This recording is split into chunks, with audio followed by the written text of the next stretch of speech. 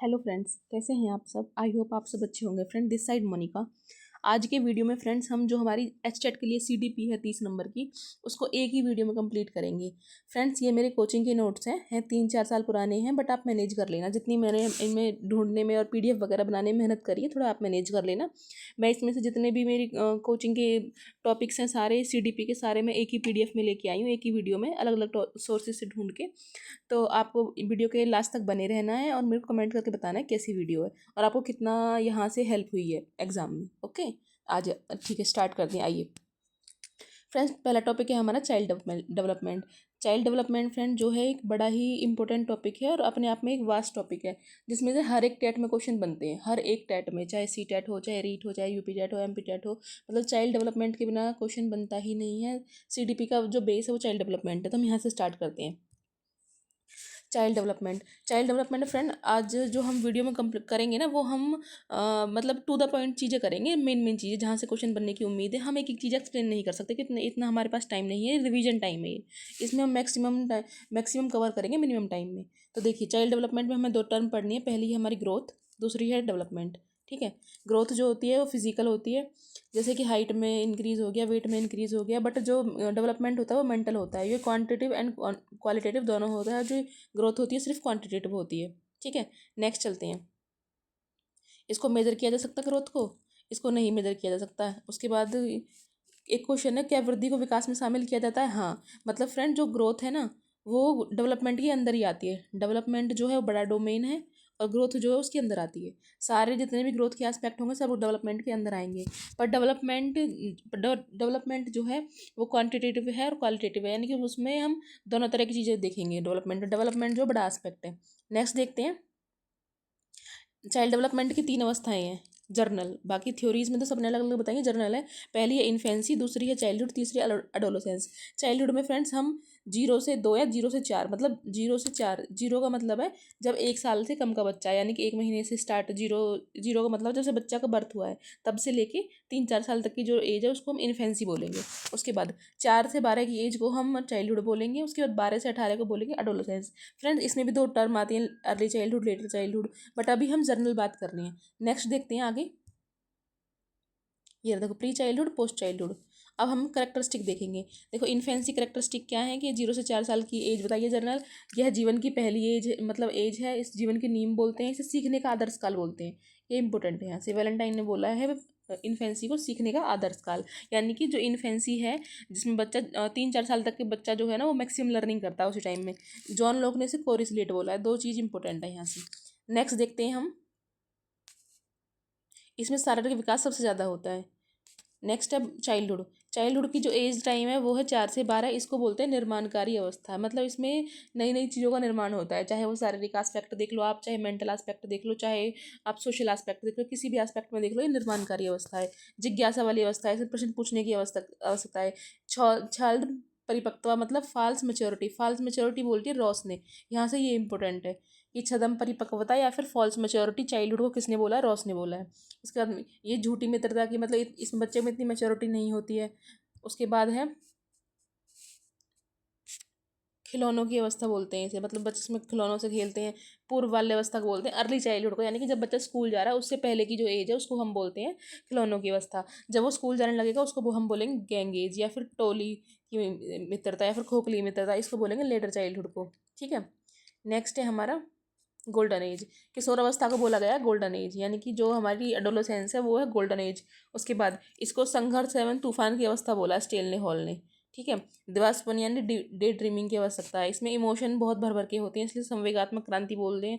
इसमें आइडल बनाने की अवस्था है ये एडोलेसेंस जो है। नेक्स्ट है पतझड़ की अवस्था बोला, बसंत पतझड़ की अवस्था बोला, समाज में गहरा संबंध इनसे बनता है। चिंतन की, वीर पूजा की जो अवस्थाएं ये हैं। मतलब इसमें हमें क्या इंपॉर्टेंट याद करना है, एक तो याद करना है संघर्ष एवं तूफान की अवस्था, जो स्टैनली हॉल ने बोला है। ठीक है, उसके बाद चाइल्डहुड में बोला है फॉल्स मेच्योरिटी, छदम परिपक्वता, रॉस ने बोला है। उसके बाद जो हमारा इन्फेंसी था, इन्फेंसी में बोला था सीखने की अवस्था है, निर्माणकारी अवस्था, वैलेंटाइन ने। तो 3 यहाँ से इंपॉर्टेंट है, आप देख लेना। नेक्स्ट है फ्रेंड, अभी हमने ना एडोलेसेंस में एक थ्योरी और साथ में कर ली है, जो है डेविड एल्किंड की थ्योरी। यहाँ से स्टेट में क्वेश्चन बने हैं। जो डेविड एल्किंड है ना, उन्होंने एडोलेसेंस की 3 स्टेज बताई हैं। मतलब उन्होंने जो एडोलेसेंट बच्चे होते हैं, जो किशोर होते हैं, उनकी 3 अवस्थाएं होती हैं, मतलब उनकी करेक्टरिस्टिक टाइप की। पहली है पर्सनल फेबल। पर्सनल फेबल का मतलब है वो खुद को यूनिक समझेगा, आई एम यूनिक। दूसरा है इनविजिबिलिटी फॉल्स, किया मेरा कोई कुछ नहीं बिगाड़ सकता। तीसरा इमेजिनरी ऑडियंस, यानी कि हर कोई मुझे देख रहा है। यहाँ से डायरेक्ट क्वेश्चन बना है, तो ये क्या ये थ्योरी कर लेना, मैंने इसी में ऐड कर दी है। नेक्स्ट है बाल विकास के सिद्धांत। फ्रंट सिद्धांत से भी हर एक क्वेश्चन उसमें पेपर में क्वेश्चन बनता है, तो आइए हम देख लेते हैं। पहला है theory of continuity. Theory of continuity का मतलब है जो विकास है वो वूम टू टूम चलता है, यानी गर्भ से कब्र तक चलता है, ये निरंतरता का सिद्धांत है। नेक्स्ट है इंडिविजुअल डिफरेंस का सिद्धांत। इंडिविजुअल डिफरेंस का सिद्धांत है जो विकास का जो गति है, फिर जो रेट है डेवलपमेंट का, वो इंडिविजुअल पर डिपेंड करता है, यानी कि हर किसी के लिए अलग होगा। सभी एक स्पीड से बड़े नहीं होंगे, एक स्पीड सभी में ग्रोथ नहीं दिखेगी, एक स्पीड सब में डेवलपमेंट नहीं होता, सबका जो रेट है वो अलग अलग होगा। नेक्स्ट है विकास की दिशा का सिद्धांत, यानी कि direction theory of development. Direction theory में 2 चीज़ इंपॉर्टेंट है, सिर से पैर की ओर और केंद्र से बाहर की ओर। सिर से पैर की ओर को हम बोलते हैं सिफेलोकॉडल, और जो सेंटर से पेरीफेरी है उसको हम बोलते हैं प्रॉक्सिमो डिस्टल। यहाँ से क्वेश्चन बनते हैं, इस चीज़ को याद याद कर लेना। मैं बिल्कुल एग्जाम ओरिएंटेड आपको चीज़ें बता रही हूँ, टू द पॉइंट, ना कि बहुत मतलब हर एक चीज़ को एक्सप्लेन कर रही हूँ, बट मैं जहाँ से मैं कह रही हूँ ना यहाँ से क्वेश्चन बनते हैं, तो उस चीज़ को आप 2 बार देख लेना, वहाँ से क्वेश्चन बनते हैं। नेक्स्ट यहाँ से क्वेश्चन बनेगा सिफेलोकॉडल और प्रॉक्सिमो डिस्टल से। मतलब सिर से पैर की ओर तो अगर विकास हो रहा है उसे सेफेलोकॉडल बोलेंगे, और सेंटर टू बाहर की ओर हो रहा है तो उसे हम प्रॉक्सिमल डिस्टल बोलेंगे। नेक्स्ट है स्पाइरल डेवलपमेंट। स्पाइरल डेवलपमेंट का मतलब है जो डेवलपमेंट है ना, वो एक उसमें नहीं होता, एक पेस में, मतलब बढ़ता चला रहा है बढ़ता चला रहा है। डेवलपमेंट होता है इस तरह, कभी बढ़ा कभी रुक गया, फिर बढ़ा फिर रुक गया फिर बढ़ गया, मतलब स्पाइरल उसमें होता है डेवलपमेंट। नेक्स्ट है थ्योरी ऑफ इंटीग्रेशन। इंटीग्रेशन का मतलब एकीकरण का सिद्धांत, यानी कि जैसे कि हमारे हर एक एस्पेक्ट में विकास हो रहा है, मेंटल डेवलपमेंट हो रहा है, इमोशनल डेवलपमेंट हो रहा है, फिजिकल डेवलपमेंट हो रहा है, सोशल डेवलपमेंट हो रहा है, तो ये सारे ना इंटीग्रेट होकर काम करते हैं एक साथ। ठीक है।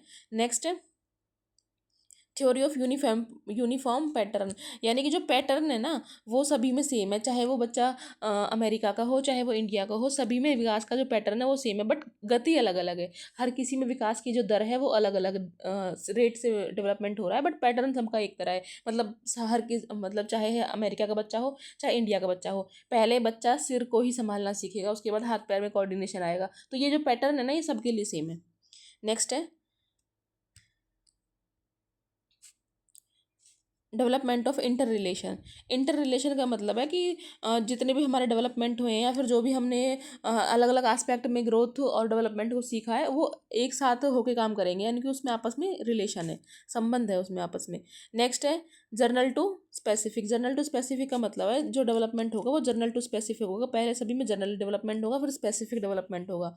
ऐसा नहीं है कि पहले स्पेसिफिक चीज़ें आ जाएंगी, पहले जो सभी में कॉमन है वो होगा, उसके बाद अगर उसको एनवायरनमेंट अच्छा मिलता है या फिर उसकी हेरिडिटी अच्छी है तो तब उसमें कोई विशिष्ट चीज़ उत्पन्न होगी। तो इसका मतलब पहले सभी में जर्नल डेवलपमेंट होगा, स्पेसिफिक डिपेंड करेगा इन्वायरमेंट पे और उनकी हेरिडिटी पे और बहुत सारे फैक्टर्स पे। ठीक है।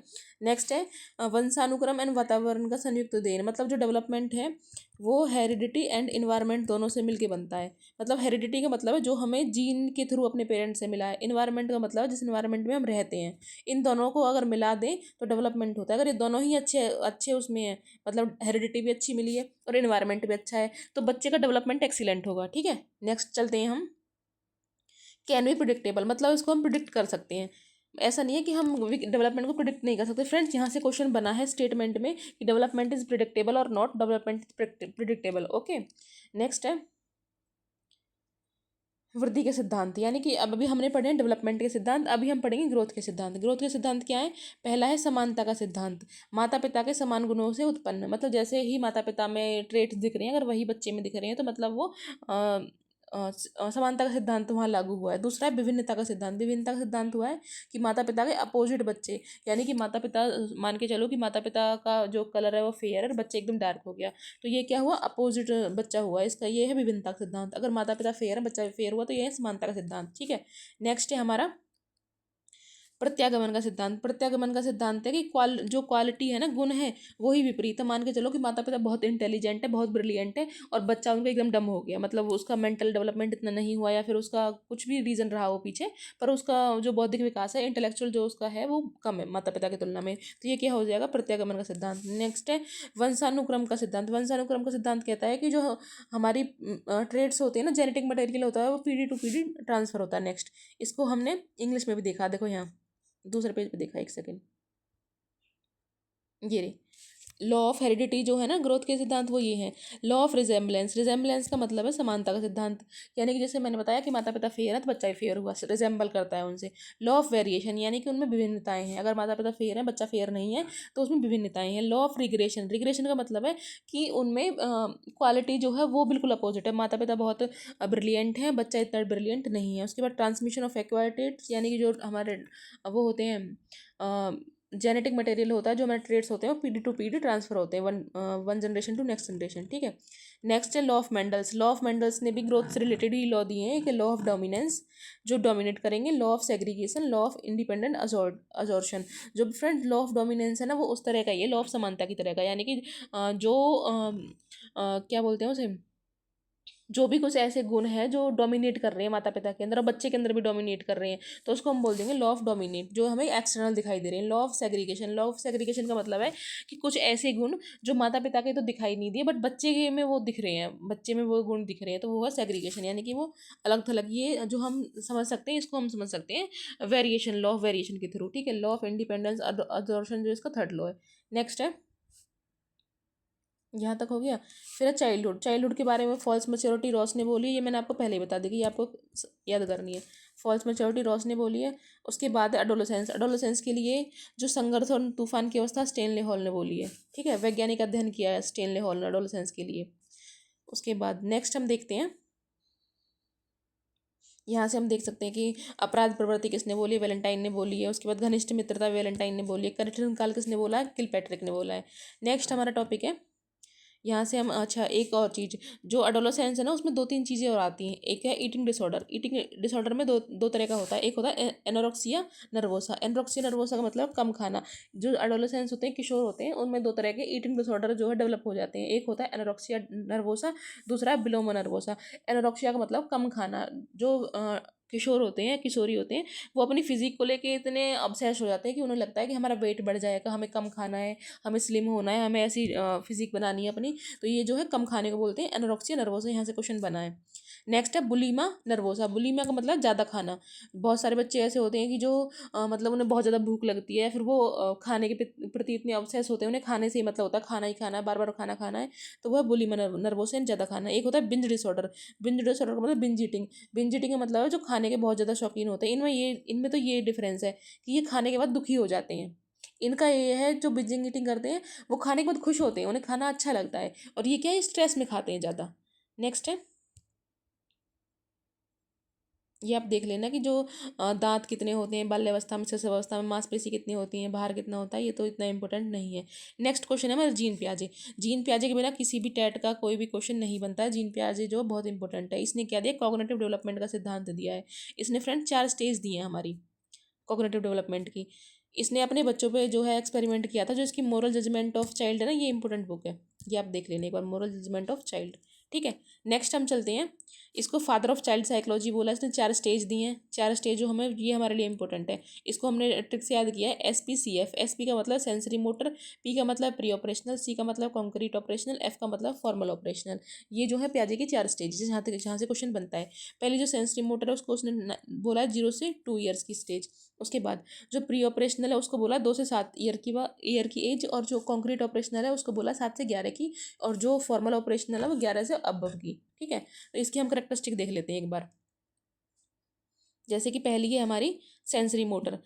पहली स्टेज कौन सी है हमारी, पहली है सेंसरी मोटर। तो सेंसरी मोटर की एज है 0 से 2 साल। उसके बाद इसमें बच्चा सेंसिस से सीखता है, अनुकरण करता है, यानी ऑब्जर्वेशन करता है। नेक्स्ट है, इसमें जो दो तीन चीज़ें आती हैं। सेंसरी मोटर में ना, हालांकि पीआरटी वालों के लिए इंपॉर्टेंट है ये, हम टीजीटी पीजीटी के लिए इतने इंपॉर्टेंट नहीं है। इसमें जो करेक्टरिस्टिक है, पहली है रिफ्लेक्स एक्शन, यानी कि जो बच्चे होते हैं, जो इन्फेंट होते हैं सेंसरी मोटर स्टेज वाले, उनमें रिफ्लेक्स एक्शन होता है।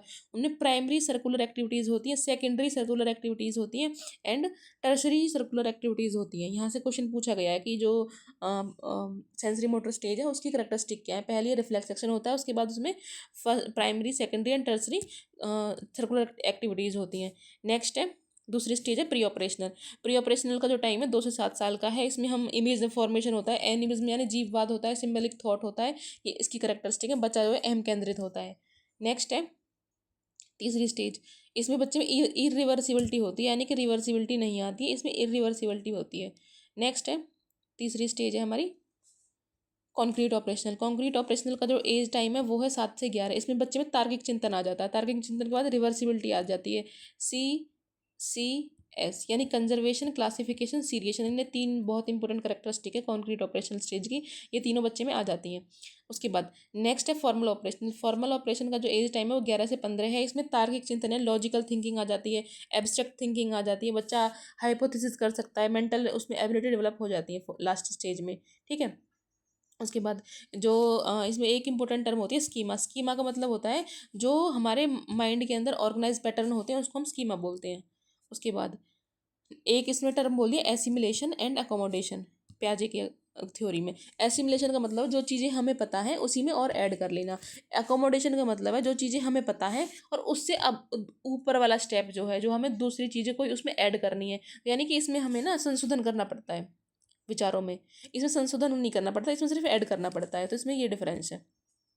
नेक्स्ट है जो factors affecting cognitive development. Cognitive development को 4 फैक्टर अफेक्ट करते हैं। पहला है एक्सपीरियंस, दूसरा है सोशल इंटरेक्शन, तीसरा है इक्विलिब्रेशन, चौथा है मैचुरेशन। ये आप देख लेना, ये इतनी इंपॉर्टेंट नहीं है वैसे। दूसरी थ्योरी है फ्रेंड्स हमारी कोहलबर्ग की। कोहलबर्ग का जो है मॉरल डेवलपमेंट है। इसमें हम एक प्रसिद्ध जो है हेंस डिलेमा, ये हेंस डिलेमा पर बेस्ड है। इसमें 3 लेवल्स हैं और 6 स्टेज हैं, उनको आइए हम देख लेते हैं। जो हमारा पहला लेवल है वो है प्री कन्वेंशनल। प्री कन्वेंशनल के अंदर 2 स्टेज हैं। दूसरा लेवल है कन्वेंशनल। कन्वेंशनल के अंदर भी 2 स्टेज है। फिर है पोस्ट कन्वेंशनल, इसके अंदर भी 2 स्टेज है। जो प्री कन्वेंशनल है उसका एज टाइम है 4 से 10 साल, कन्वेंशनल का 10 से 13 साल और 13 से 18 साल। इसकी हम स्टेजेस देख लेते हैं, जो 6 स्टेजेस हैं। पहला लेवल है प्री कन्वेंशनल, उसकी पहली स्टेज है पनिशमेंट एंड ओबीडियंस। दूसरी है give and take material exchange, यानी कि जो पहली स्टेज है ना, इसमें बच्चा पनिशमेंट के डर की वजह से काम को करता है, या फिर उसमें आज्ञा पालन की भावना होती है, उसकी वजह से मोरलिटी दिखाता है। पर मोरलिटी ये कैसी होती है, ये एक्सटर्नल मोरलिटी होती है, यानी कि वो खुद से नहीं कर रहा, उसे डर है कि उसे पनिशमेंट मिलेगी या फिर उसे आज्ञा माननी है, इसलिए वो काम कर रहा है। दूसरी है give and take. Give and take का मतलब है कि अगर तुम मेरे को ये सामान दोगे तो मैं तुम्हें फिर ये सामान दूंगा, यानी कि एक इसके लिए ना डायरेक्ट क्वेश्चन ऐसे पूछा जाता है स्टेट में कि अगर तुम मेरी पीठ खुजाओगे तो मैं तुम्हारी पीठ खुजाऊंगा। ये मतलब ऐसे ही पूछा जाता है। इसमें पूछा जाता है कौन सी मेच्योरिटी का लेवल है या फिर कौन सी स्टेज है। ये सेकंड स्टेज है और फर्स्ट लेवल है। नेक्स्ट है सेकंड लेवल है। सेकंड लेवल की जो थर्ड स्टेज है वो good boy and good girl. यहाँ पर जो बच्चा बिहेव शो करता है वो एक्सटर्नल मोरलिटी के बेस पे ही शो करता है। जैसे बच्चे क्लास में बोलते हैं ना कि मैम सारे बच्चे शोर मचा रहे थे, मतलब वो ये दिखाना चाह रहा है कि मैं नहीं मचा रहा, बाकी सारे बच्चे शोर मचा रहे हैं, तो उसे गुड बॉय बनना है या फिर गुड गर्ल बनना है। तो उसकी जो मोरलिटी है वो good boy and good girl के ही सराउंडिंग है। नेक्स्ट है fourth social order and maintaining morality. जो फोर्थ स्टेज है ना, फोर्थ स्टेज में बच्चे में थोड़ी सी मोरलिटी डेवलप हो जाती है। उसका मानना है कि अगर रूल्स बने हैं तो हमें मानने चाहिए, ये उसका होता है। जो सोशल ऑर्डर है, जो सोशल नॉर्म्स है वो हमें मानने चाहिए। इस लेवल की उसकी मोरलिटी होती है। वो जो रूल्स को मानता है, बट रूल्स के पीछे क्या लॉजिक है, किसी का हित है अहित है, वो ये नहीं जानता। नेक्स्ट है थर्ड लेवल की फिफ्थ स्टेज है social contract orientation and individual. Social contract orientation and individual का मतलब है कि जो हमारे रूल्स बने हैं वो रूल्स हमें मानने हैं, पर वो अगर किसी इंडिविजुअल के अहित में है तो हमें नहीं मानने। मतलब वो किसी के हित और अहित के बारे में जानने लगता है। ये डिफरेंस है प्रीवियस स्टेज में और इस वाले स्टेज में। नेक्स्ट जो है हमारी लास्ट स्टेज है वो है यूनिवर्सल एथिकल प्रिंसिपल। फ्रेंड्स ये हमारी हाईएस्ट स्टेज है मोरलिटी की, यहाँ तक सारे बच्चे नहीं पहुँच पाते हैं। और यहाँ पर जो है वो समाज के लिए काम करना सीख जाता है। जो उसकी मोरलिटी होती है वो समाज से सराउंडिंग होती है, किसी के भले के लिए सराउंडिंग होती है, ना कि अपने पे सराउंडिंग होती है। मतलब ये विवेक की अवस्था होती है। नेक्स्ट है इसकी लिमिटेशंस है इस थ्योरी की, ये रही जो इसकी क्रिटिसिज्म किया गया है, ये वेस्टर्न कल्चर पर आधारित थ्योरी है। इसने रीजनिंग पर फोकस किया है, focus on reasoning not on behaviour, behaviour पर फोकस नहीं किया, रीजनिंग पर फोकस किया है। उसके बाद ये मेल डोमिनेंस है, इसने मोरलिटी पर डेवलपमेंट के लिए जस्टिस पर फोकस किया है। जबकि जो वुमन का पर्सपेक्टिव होता है वो अलग होता है, केयर का फोकस होता है, जेंडर बाइज्ड थ्योरी है। ठीक है, यहाँ से क्वेश्चन तो खैर सीटेट वगैरह में बनते हैं, पर आप देख लेना, इतना इंपॉर्टेंट नहीं है स्टेट के लिए। तीसरी थ्योरी है फ्रेंड्स हमारी वाइगोस्की की। वाइगोस्की ने तीन तीन टर्म दिए हैं। पहली तो है जेडपीडी। जेडपीडी का मतलब है zone of proximal development, zone of proximal development, यानी कि एक ऐसा एरिया जहाँ पर कोई लर्नर किसी दूसरे की हेल्प से अपने जो उसे अचीवमेंट्स या फिर जो उसके गोल है, जो उसके टारगेट है, उनको अचीव कर लेता है। दूसरा है स्कैफ फोल्डिंग। स्कैफ फोल्डिंग का मतलब होता है टेम्परेरी हेल्प। तीसरा है एमकेओ। एमकेओ का मतलब है more knowledgeable person, more knowledgeable other का मतलब है जो उस बच्चे को हेल्प कर रहा है जेडपीडी में आने के लिए। ठीक है, तो इसकी थ्योरी हम देख लेते हैं। सोशल कल्चर की थ्योरी है ना, सामाजिक विकास की सिद्धांत है। जैसे देखो, ये बच्चा है, बच्चे को 10% आता है, उसके बाद वो किसी की हेल्प लेके 100% तक पहुंचता है ना, तो ये जो जोन है, इस जोन को तो हम जेडपीडी बोलेंगे। जो हेल्प ली है उसको हम स्कैफोल्डिंग बोलेंगे, और जिसकी हेल्प ली है वो है एमकेओ। ठीक है, नेक्स्ट। उसके बाद इसने बोला है लैंग्वेज फोकस किया, क्योंकि ये जो थ्योरी है वो सोशल डेवलपमेंट की थ्योरी है। ठीक है, ये थ्योरी जो है सोशल डेवलपमेंट की थ्योरी है। इसने बोला है लैंग्वेज पहले आती है, डेवलपमेंट बाद में आता है। जबकि जीन पियाजे ने इसका उल्टा बोला है, उन्होंने बोला है कि जो हमारा मेंटल डेवलपमेंट है वो पहले होगा, लैंग्वेज बाद में आएगी। ठीक है, नेक्स्ट है, इसने 3 तरह की स्पीच दी है, social speech, private speech, inner speech. ये एज वाइज है, जो छोटे बच्चे होते हैं ना, सबसे छोटी वाली एज के हैं, वो सोशल स्पीच होगी उनके अंदर। दूसरे उसके बाद जो थोड़े बड़े हो जाएंगे उनके अंदर प्राइवेट स्पीच होगी, यानी वो खुद से खुद में बात करेंगे। तीसरे होते हैं इनर स्पीच। इनर स्पीच का मतलब है वो अपने विचारों में ही मग्न रहेंगे, और वो अपने इनर मतलब खुद से ही बातचीत करेंगे एक तरह से। ये प्राइवेट स्पीच होता है खुद से बाहर बोल बोल के बात करना, ये होगा अंदर खुद से ही बात करना। ठीक है, सोशल स्पीच का मतलब है अपनी मम्मी से, पापा से, या फिर घर में जो मेंबर्स हैं उनके कान खाना एक तरह से। नेक्स्ट है, नेक्स्ट थ्योरी देखते हैं फ्रेंड्स। ये हमारी हो गई वाइगोस्की की, जीन पियाजे की एंड कोहलबर्ग की। तीसरी थ्योरी है हमारी जीन पियाजे की मोरल डेवलपमेंट की। जो पहली थ्योरी थी वो कॉग्निटिव डेवलपमेंट की थी, ये वाली है मोरल डेवलपमेंट की। हालांकि इतनी इंपॉर्टेंट नहीं है, बट मैं करवा देती हूँ, क्या पता क्वेश्चन यहाँ से बन जाए। जो हमारी ये मोरल डेवलपमेंट की थ्योरी है ना, यहाँ से इसने 2 स्टेज दिए हैं जीन पियाजे। एक है हेट्रोनोमस मोरलिटी, एक है ऑटोनोमस मोरलिटी। यहाँ से क्वेश्चन बना है कि जो हेट्रोनोमस मोरलिटी है उसकी एज क्या है। उसकी एज है 2 से 8 साल, और जो ऑटोनोमस मोरलिटी है उसकी एज है 8 से 12 साल। हेट्रोनोमस का मतलब है जो बच्चे होते हैं ना इस स्टेज में, वो दूसरे के अकॉर्डिंग मोरलिटी शो करते हैं, अपनी समझ नहीं होती यहाँ पे। और यहाँ पे जो बच्चे होते हैं उसमें नैतिकता डेवलप हो जाती है, वो खुद के बेस पे मोरलिटी दिखाते हैं। बस यही डिफरेंस है, इतनी सी थ्योरी है इसकी। नेक्स्ट है कॉग्निटिव डेवलपमेंट की थ्योरी है ब्रूनर की। ब्रूनर की थ्योरी भी इंपॉर्टेंट है। ब्रूनर ने ना डिस्कवरी लर्निंग दिया है। अगर क्वेश्चन बनेगा डिस्कवरी लर्निंग का सिद्धांत किसने दिया है, ब्रूनर ने दिया है। उसके बाद इसने 3 स्टेज दिए हैं, लर्निंग के स्टेज दिए हैं कि बच्चा कैसे कैसे सीखता है और कैसे कैसे उसका डेवलपमेंट होता है। पहली स्टेज है इनएक्टिव स्टेज। इनएक्टिव स्टेज का जो एज टाइम है वो है 0 से 2 साल। दूसरी आइकॉनिक स्टेज। आइकॉनिक का जो एज टाइम 2 से 12 साल है। उसके बाद सिम्बॉलिक है, सिम्बॉलिक का मतलब आफ्टर 12 साल।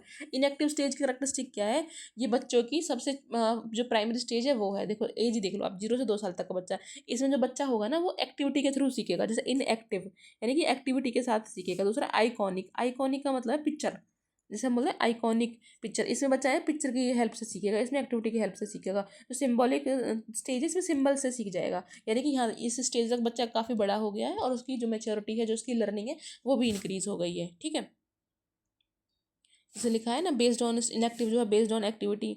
नेक्स्ट है बेस्ड ऑन पिक्चर। नेक्स्ट है बेस्ड ऑन लैंग्वेज या फिर based on symbols. Spiral curriculum दिया है इसने। स्पायरल करिकुलम किसने दिया है, जेरोम ब्रूनर ने दिया है। डिस्कवरी लर्निंग किसने दिया है, ब्रूनर ने दिया है। स्कैफोल्डिंग शब्द किसने दिया है, ब्रूनर ने दिया है। बस यूज़ किसने किया है, वाइगोत्स्की ने यूज़ किया है इसको। नेक्स्ट, ये चाइल्ड बेस्ड लर्निंग पे फोकस करता है। नेक्स्ट है उसके बाद एरिक्सन। एरिक्सन का जो सिद्धांत है फ्रेंड्स, ये भी इंपॉर्टेंट सिद्धांत है डेवलपमेंट का। इसने पूरे जीवन के जो लाइफ स्पैन है ना उसकी बात की है, थ्रू आउट लाइफ की। इसने जो स्टेज दिए उसको हम ऐसे याद कर सकते हैं, देखो TAI की 4, ये याद कर लेना, ये नहीं भूलना, ये कोड वर्ड अगर याद रहेगा तो आप इसकी स्टेज याद कर लेंगे। जैसे TAI 4 का मतलब पहली स्टेज इसने दी है ट्रस्ट वर्सेस मिसट्रस्ट। जिसकी एज टाइम है 0 से 1.5 साल तक का, यानी कि जो 1.5 साल तक का बच्चा होता है उसमें जो डेवलपमेंट होता है वो ट्रस्ट वर्सेस मिसट्रस्ट के थ्रू होता है। यानी कि अगर उसका डेवलपमेंट अच्छा हुआ है, उसको केयर टेकर अच्छे मिले हैं, तो उसके अंदर ट्रस्ट की भावना डेवलप होगी। अगर उसको केयर टेकर अच्छे नहीं मिले हैं, उसका डेवलपमेंट अच्छा नहीं हुआ है, कहीं नेगेटिव एस्पेक्ट उसमें डेवलप हो जाएगा मिसट्रस्ट का। ये हमारा पॉजिटिव एस्पेक्ट है, ये हमारा नेगेटिव एस्पेक्ट है हर एक एज के लिए। सेकंड एज है हमारी autonomy versus same. Autonomy again ये हमारा पॉजिटिव एस्पेक्ट है, ये हमारा नेगेटिव एस्पेक्ट है, एक दूसरे पे इंटर रिलेटेड है। अगर ऊपर ट्रस्ट की भावना डेवलप हुई होगी तो यहाँ पर बच्चे में ऑटोनॉमी आ जाएगी, स्वायत्ता आ जाएगी, वो हर किसी काम को खुद से करने के लिए सोचेगा। अगर उसमें मिसट्रस्ट डेवलप हुआ होगा तो उसमें शेम की भावना आएगी। नेक्स्ट इसकी जो एज टाइम है वो है 1.5 साल से 3 साल तक का बच्चा। नेक्स्ट है हमारी थर्ड स्टेज है इनिशिएटिव वर्सेस गिल्ट। इनिशिएटिव का मतलब अगर उसमें ऑटोनॉमी आई होगी, देखो पहले उसमें ट्रस्ट आया होगा, ट्रस्ट से ऑटोनॉमी आई होगी, ऑटोनॉमी से इनिशिएटिव आया होगा, बट अगर उसमें ट्रस्ट नहीं आया तो उसमें मिसट्रस्ट आया होगा। ये नेगेटिव एस्पेक्ट है। अगर उसमें मिसट्रस्ट डेवलप हुआ है तो ये दूसरी स्टेज को भी हैम्पर करेगा। अगर यहाँ ऑटोनॉमी आई है तो यहाँ क्या आ जाएगा, शेम आ जाएगा। अगर उसमें यहाँ पे मिसट्रस्ट डेवलप हो गया, बच्चे में शेम डेवलप हो गई, तो नेक्स्ट स्टेज उसमें गिल्ट डेवलप होगा, ना कि उसमें वो किसी काम में इनिशिएटिव करेगा। इनिशिएटिव का मतलब है बच्चे किसी काम में पहल करना। इनिशिएटिव नहीं, इनिशिएटिव जो है पॉजिटिव एस्पेक्ट है और नेगेटिव एस्पेक्ट है। फ्रेंड्स ये जो स्टेज है ना एरिक्सन की, ये एक दूसरे से रिलेटेड है। मतलब एक इनमें पॉजिटिव स्टेज है, एक इनमें नेगेटिव स्टेज है। अगर एक स्टेज पॉजिटिव डेवलप हो गई तो बच्चे में थ्रू आउट लाइफ टाइम उसका इफेक्ट दिखेगा हर एक स्टेज में। अगर उसमें नेगेटिव इफेक्ट डेवलप हो गया तो उसमें थ्रू आउट नेगेटिव इफेक्ट दिखेगा। जैसे कि अभी हमने पहले पढ़ा था, वैलेंटाइन ने कहा था जो चाइल्डहुड है वो निर्माणकारी अवस्था है। मतलब जैसा उसमें आप निर्माण करोगे वही उसके थ्रू आउट लाइफ टाइम चलेगा। ठीक है। नेक्स्ट है हमारी इंडस्ट्री वर्सेस इन्फीरियोरिटी। जो इंडस्ट्री वर्सेस इन्फीरियोरिटी है 6 से 12 साल तक के बच्चे में होगी। अगर बच्चे ने ऊपर इनिशिएटिव डेवलप किया होगा तो वो उसमें इंडस्ट्री डेवलप हो जाएगी। अगर उसमें इनिशिएटिव नहीं डेवलप हुआ, उसमें गिल्ट डेवलप हो गया तो वो इन्फीरियर फील करेगा खुद का। नेक्स्ट है हमारा फिफ्थ है आइडेंटिटी वर्सेस रोल कन्फ्यूजन। ये हमारा एडोलेसेंस की स्टेज है। यहाँ से इनकी एज मतलब स्टेज का नाम पूछा जाता है कि फोर्थ स्टेज कौन सी है, फिफ्थ स्टेज कौन सी है। तो फिफ्थ है हमारी identity versus role confusion. Identity का मतलब है कि अगर बच्चे ने पॉजिटिव सारी स्टेज ऊपर की पॉजिटिव हमारे डेवलप हुई है तो फिफ्थ स्टेज में आकर उसमें आइडेंटिटी डेवलप हो जाएगी। वो खुद को पहचानने लगेगा, खुद की जो उसकी मतलब स्किल्स हैं या फिर खुद का जो पॉजिटिव नेगेटिव एस्पेक्ट है उसको पहचानने लगेगा। और उसमें आइडेंटिटी डेवलप नहीं हुई तो उसमें कन्फ्यूजन हो जाएगी, अपने ही खुद को लेकर, अपने खुद को रोल को लेकर कन्फ्यूज हो जाएगा बच्चा। ये इसकी एज है 12 से 18। उसके बाद है नेक्स्ट है हमारे six intimacy versus isolation. Intimacy का मतलब है अगर उसमें ऊपर की स्टेज पॉजिटिव डेवलप हुई है, उसमें आइडेंटिटी खुद के लिए हो गई है, तो वो मतलब एक तरह से स्ट्रॉन्ग रिलेशन बनाएगा किसी का। मतलब इंटीमेसी का मतलब है कि घनिष्ठता हो जाएगी उसमें अपने पार्टनर के लिए या फिर जिससे भी कोई उसका लव वन है। दूसरा है आइसोलेशन। अगर उसमें नेगेटिव एस्पेक्ट डेवलप होते हुए आ रहे हैं बचपन से ही तो उसको आइसोलेशन में रहना अच्छा लगेगा, उसको अकेलापन अच्छा लगेगा।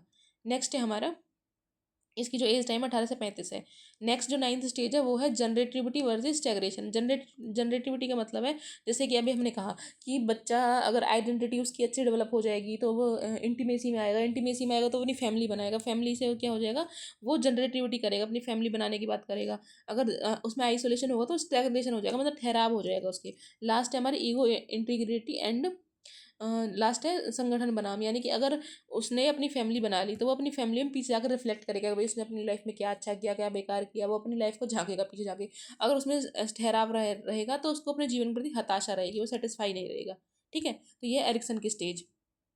नेक्स्ट है हमारी, देखो फ्रेंड्स ये हमारा हो गया चाइल्ड डेवलपमेंट का टॉपिक जो हमने बिल्कुल कहते हैं टू द पॉइंट 27 मिनट में, 25 मिनट मान लो आप, 25 मिनट में हमने चाइल्ड डेवलपमेंट खत्म किया है। चाइल्ड डेवलपमेंट में हमने थ्योरी भी करी है। जो हमारा चाइल्ड डेवलपमेंट है वो भी मैंने देखा हमने क्या क्या हमें रिवाइज करना है। उसके बाद प्याजे की थ्योरी है, मोरल डेवलपमेंट की, कोग्निटिव डेवलपमेंट की, वो भी करी है हमने दोनों। उसके बाद वाइगोस्की करी है, वाइगोस्की के बाद कोहलबर्ग करा, एरिक्सन करा है। तो ये टॉपिक हमने 25 मिनट में रिवाइज कर लिया। अब नेक्स्ट टॉपिक है हमारा लर्निंग। ये लास्ट मोमेंट है फ्रेंड्स, हमें इतना ही टाइम देना है इसे। ये जो पीडीएफ है ये मैं अपने टेलीग्राम पे शेयर कर दूंगा और किसी को चाहिए रिवाइज करने के लिए तो आप वहाँ से ले लेना। ये मेरे कोचिंग के नोट्स हैं। नेक्स्ट है लर्निंग। लर्निंग का मतलब है कि सीखने का जो है मतलब जो हमारा बिहेव है उसमें परमानेंट चेंज को हम लर्निंग बोलेंगे, व्यवहार में स्थायी परिवर्तन। उसके बाद जो लर्निंग होती है संज्ञानात्मक एस्पेक्ट में भी होती है, भावात्मक एस्पेक्ट में भी होती है, क्रियात्मक एस्पेक्ट में भी होती है। ठीक है। अब हमें देखनी है लर्निंग की थ्योरी जो जहाँ से हमारा क्वेश्चन बनता है। उसके बाद लर्निंग का स्थानांतर यानी ट्रांसफर ऑफ लर्निंग से क्वेश्चन बनता है। इसके 3 तरह के ट्रांसफर होते हैं, positive transfer of learning, negative transfer of learning, उसके बाद zero transfer of learning. Positive transfer of learning का मतलब है हमने मान के चलो यहाँ अपने कोई चीज़ सीख रखी है और उसका किसी और चीज़ को सीखने में अगर हमारा पॉजिटिव वो है एक तरह से कंट्रीब्यूशन, यानी कि ये जो है, मान के चलो हमने ए कोई चीज़ सीख रखी है और हमें बी सीखनी है, अगर बी को सीखने में ए हमारा हेल्प कर रहा है तो वो है पॉजिटिव ट्रांसफ़र ऑफ लर्निंग। अगर हमने कोई चीज़ सीख रखी है और बी को सीखने में ये हेल्प नहीं कर रहा है और मुसीबत ही कर रहा है, यानी डिफ़िकल्टी फेस हो रही है हमें, तो ये क्या नेगेटिव ट्रांसफ़र है। उसके बाद जीरो ट्रांसफ़र का मतलब है ए का और बी का कोई रिलेशन नहीं है आपस में, जो हमने ए सीख रखा है और बी सीख रखा है उसका कोई रिलेशन नहीं है, ठीक है। ये हो गया positive transfer of learning, negative transfer of learning, zero transfer of learning. यहाँ से क्वेश्चन बनता है ट्रांसफर ऑफ लर्निंग से। अगेन जो पॉजिटिव ट्रांसफर ऑफ लर्निंग है वो 3 टाइप की है। Positive transfer of learning 3 type की है। पहली है हॉरिजॉन्टल, दूसरी है ये रहा, पहली है हॉरिजॉन्टल ट्रांसफर ऑफ लर्निंग, दूसरी है वर्टिकल ट्रांसफर ऑफ लर्निंग, तीसरी है bilateral transfer of learning. Friends horizontal का मतलब है सेम लेवल पर, यानी कि आप मान के चलो आपने मैथ में क्वेश्चन जो सम्स है ना कैरी वाले वो आते हैं आपको, सिंगल कैरी वाले सम्स आते हैं। नेक्स्ट आप डबल कैरी वाले सीखोगे, नेक्स्ट आप ट्रिपल कैरी वाले सीखोगे। तो यहाँ से क्या हुआ, आपने सेम लेवल पर, यानी कि आप एडिशन ही सीख रहे हो बट उसका लेवल जो है वो सेम है। आप कैरी फर्स्ट कैरी वाले आ गए, सेकंड कैरी वाले आ गए, थर्ड कैरी वाले, तो उसका लेवल सेम है। उसके बाद ये है वर्टिकल। वर्टिकल का मतलब आपने एडिशन सीख लिया, फिर आपने मल्टीप्लिकेशन सीख लिया, फिर आपने सब्ट्रैक्शन सीख लिया, फिर आपने डिवीजन सीख लिया। तो ये क्या लेवल बढ़ रहा है, यहाँ पे वर्टिकल लेवल है, मतलब यहाँ पे तो लेवल इस तरह का, यहाँ पे लेवल कैसा ऐसा है, लेवल बढ़ रहा है। बायलेटरल का मतलब इसमें हम हैंड्स का कोऑर्डिनेशन एक तरह से यूज़ करते हैं। मान के चलो किसी को राइट हैंड से लिखना आता है और उसके राइट हैंड में कोई चोट लग गई है तो वो लेफ्ट हैंड से लिख रहा है, तो मतलब उसका जो कोऑर्डिनेशन है वो राइट से लेफ्ट में शिफ्ट हो गया, तो ये क्या है बायलेटरल है, ठीक है। नेक्स्ट है हमारा ट्रांसफर ऑफ लर्निंग हो गया। उसके बाद लर्निंग की थ्योरीज हैं वो देखते हैं हम। ये आप एक बार पढ़ लेना, अगर आपको रीड करना है लास्ट में रिवीजन के लिए, तो मैं पीडीएफ शेयर कर दूंगी।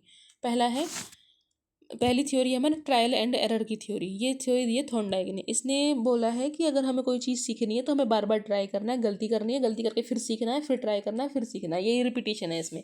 उसमें जो थॉर्नडाइक की थ्योरी है उसको हम एस आर कंडीशनिंग की थ्योरी बोलते हैं। ये भी इंपॉर्टेंट है, यहाँ से क्वेश्चन बना है। मैं वही पढ़ाऊंगी जो इंपॉर्टेंट है बस। इसने जो है थॉर्नडाइक ने बिल्ली पे एक्सपेरिमेंट किया है और उसने लॉ दिए हैं, जो उसके प्राइमरी लॉ है ना, 3 लॉ। यहाँ से क्वेश्चन पूछा जाता है कि मतलब थॉर्नडाइक के लॉ कौन सा है कौन सा नहीं है। ये हैं थॉर्नडाइक के primary law. Law of exercise, law of readiness, law of effect, ये इसके प्राइमरी लॉ हैं। उसके बाद क्या है सेकेंडरी लॉ। थॉर्नडाइक के सेकेंडरी लॉ है, ये 5 नियम है, ये इतने इंपॉर्टेंट नहीं है। Law of multiple response, law of partial activity, law of attitude, law of assimilation, law of associative shifting. एक बार ये आप देख लेना, ये इतने इंपॉर्टेंट नहीं है। थॉर्नडाइक ने ट्रायल एंड एरर की थ्योरी दी है, उसको एसआर कंडीशनिंग बोलते हैं। बिल्ली पे एक्सपेरिमेंट किया है। 3 जो उसके मेन लॉ है, law of effect, law of readiness, law of practice. उसके बाद जो उसके 5 हैं जो सेकेंडरी लॉ है वो इतनी इंपॉर्टेंट नहीं है। यहाँ से इतना ही क्वेश्चन बनता है। दूसरी theory inside theory. Inside theory किसने दी है, कोहलर ने दी है। गेस्टाल्टवादी की थ्योरी है, एट द होल के कॉन्सेप्ट पे डिपेंड करती है। चैंपांजी पे इन्होंने एक्सपेरिमेंट किया है।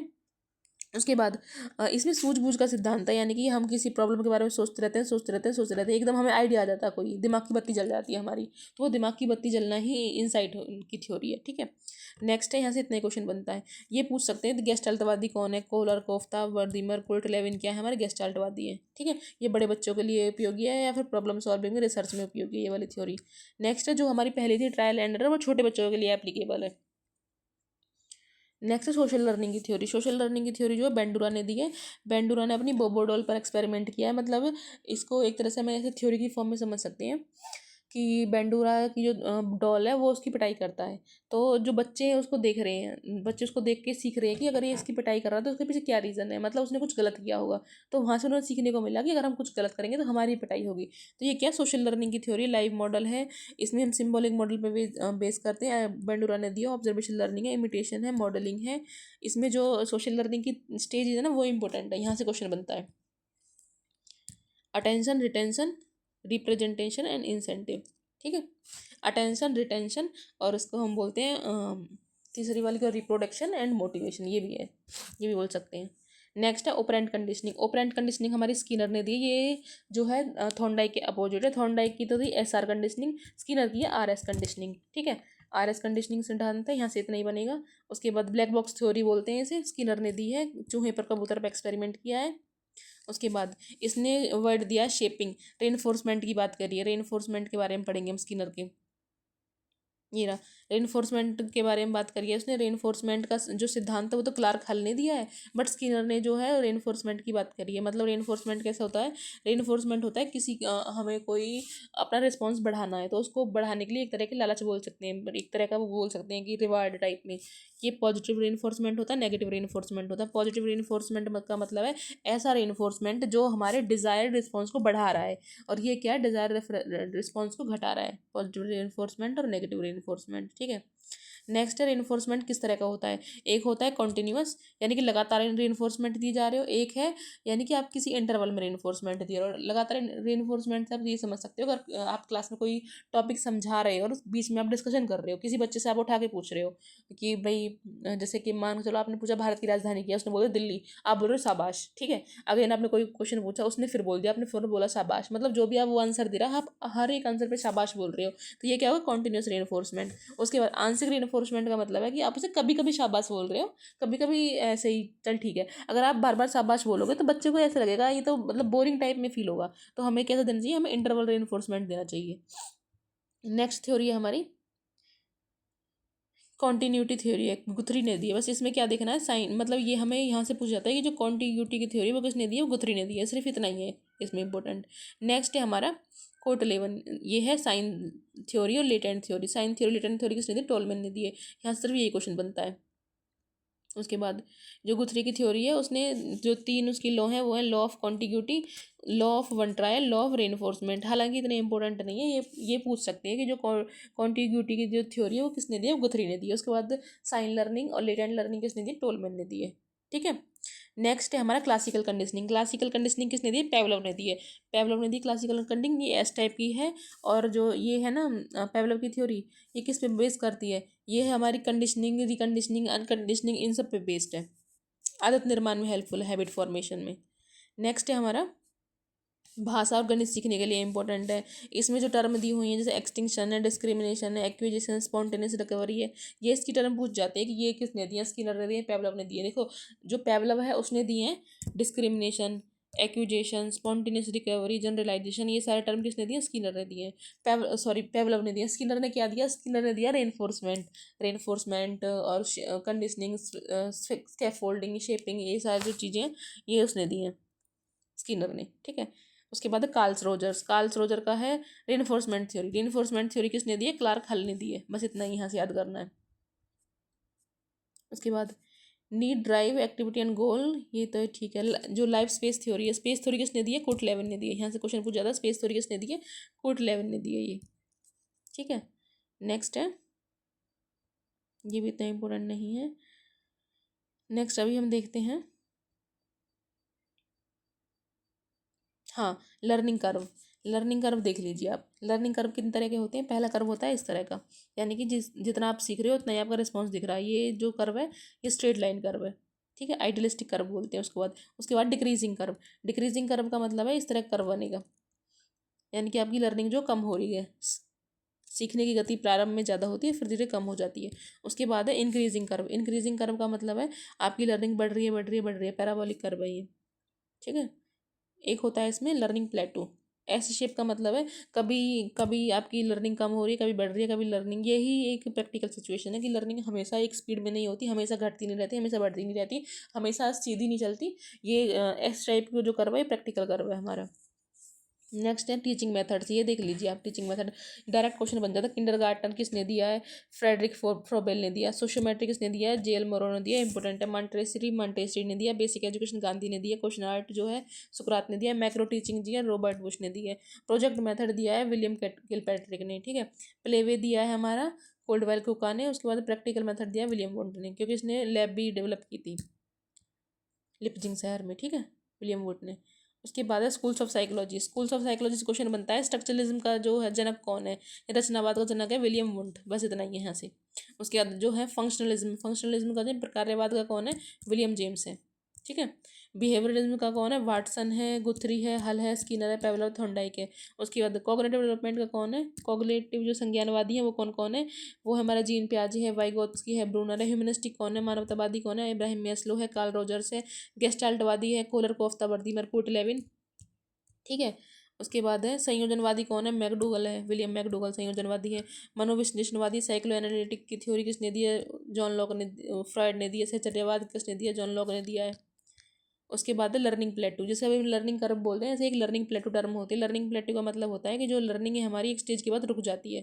देखो मान के चलो ये हमारा लर्निंग कर्व है, तो लर्निंग हमारी स्टार्ट हुई है, हो रही है, हो रही है, हो रही है, एक स्टेज के बाद हमारी लर्निंग रुक जाती है। तो लर्निंग रुक गई ना, इसको हम बोलते हैं लर्निंग प्लेटू। ठीक है। लर्निंग प्लेटू के कई सारे रीजन हो सकते हैं कि टीचर का इंटरेस्ट नहीं है, बच्चे का इंटरेस्ट नहीं है, बच्चे की हेल्थ सही नहीं है, या फिर उसका जो इन्वायरमेंट है वो ठीक नहीं है। तो बहुत सारे फैक्टर्स होते हैं जिससे हमारी जो बच्चे की लर्निंग है वो एक स्टेज पर जाकर रुक जाती है, जिसको हम बोलते हैं लर्निंग प्लेटू। नेक्स्ट है हमारा, इसके बाद साइकोलॉजी के बारे में थोड़ी सी चीज़ें देख लीजिए आप। साइकोलॉजी को पहले दर्शन शास्त्र के अंदर रखा जाता था। इसको हमने पहले आत्मा का विज्ञान बोला, सबसे पहले आत्मा का विज्ञान, फिर बोला मन का विज्ञान, फिर बोला चेतना का विज्ञान साइकोलॉजी को, उसके बाद बोला व्यवहार का विज्ञान। अभी जो हम पढ़ रहे हैं वो है व्यवहार का विज्ञान। अब हमें देखना आत्मा का किसने बोला है विज्ञान, मन का विज्ञान किसने बोला, चेतना का विज्ञान किसने बोला है, व्यवहार का। देखो आत्मा का बोला है प्लूटो डेकार्टे, मन का बोला है पेम्पोनोजी ने, चेतना का बोला है विलियम वुम्स और विलियम जेम्स ने, विलियम वुम्स और विलियम जेम्स ने, और व्यवहार का विज्ञान बोला है जो स्किनर पेवलव है, ये हमारे जो व्यवहारवादी हैं इन्होंने। देखिए आत्मा का विज्ञान बोला है अरुस्तो प्लूटो डेकार्टे ने, अरुस्तो प्लूटो डेकार्टे, डायरेक्ट क्वेश्चन बनता है यहाँ से। मन का विज्ञान बोला पेम्पोनोजी ने, चेतना का बोला है विलियम वुंट ने, विलियम जेम्स ने, व्यवहार का बोला है वॉटसन ने, स्किनर ने, वुडवर्थ ने, थॉर्नडाइक ने। यहाँ से इतना ही करना है कुछ, जो इनका सीक्वेंस है वो याद कर लेना। आत्मा का विज्ञान, मन का विज्ञान, चेतना का विज्ञान, व्यवहार का विज्ञान।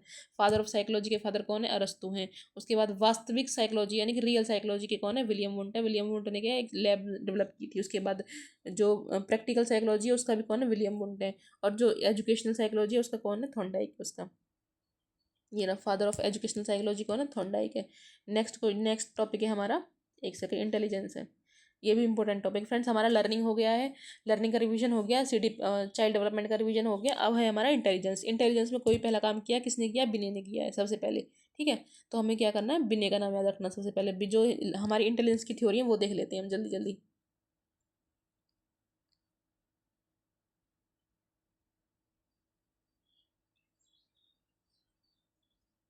हाँ, जो सिंगल फैक्टर थ्योरी है यानी कि एक कारक सिद्धांत किसने दिया, बिने ने दिया है। मतलब बिने ने बोला एक तरह की इंटेलिजेंस होती है। उसके बाद जो द्विकारक सिद्धांत है, टू फैक्टर थ्योरी है, वो किसने दी, वो हमारे स्पीयरमैन ने दिया। स्पीयरमैन ने बोली एक एक जी फैक्टर होता है, एक एस फैक्टर होता है।